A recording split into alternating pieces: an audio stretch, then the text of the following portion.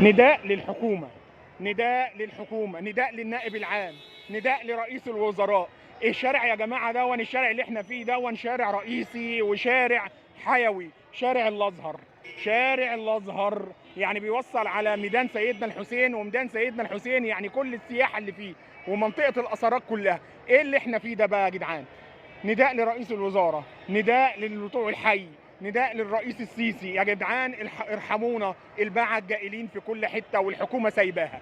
ليه الحكومه سايبه كل ده؟ ياكلوا عيش، ما قلناش لا، بس ما يعطلوش الدنيا زي ما انتم شايفين كده، ويعطلوا مصير في عربيات سياحيه بتعدي هنا عشان المنطقه الاثريه زي ما انتم شايفين.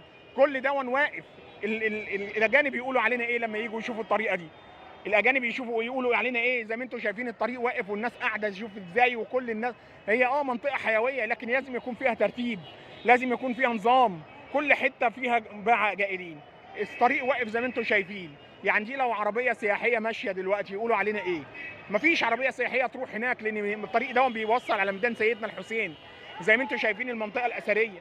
ازاي يا جدعان الحكومه سايبه حاجه زي كده؟ بتعليف يا جدعان، قاعد في الشارع بتعليف. ايه يا جدعان؟ ايه الحكومه فين؟ بتاع مشابك هو قاعد في الارض.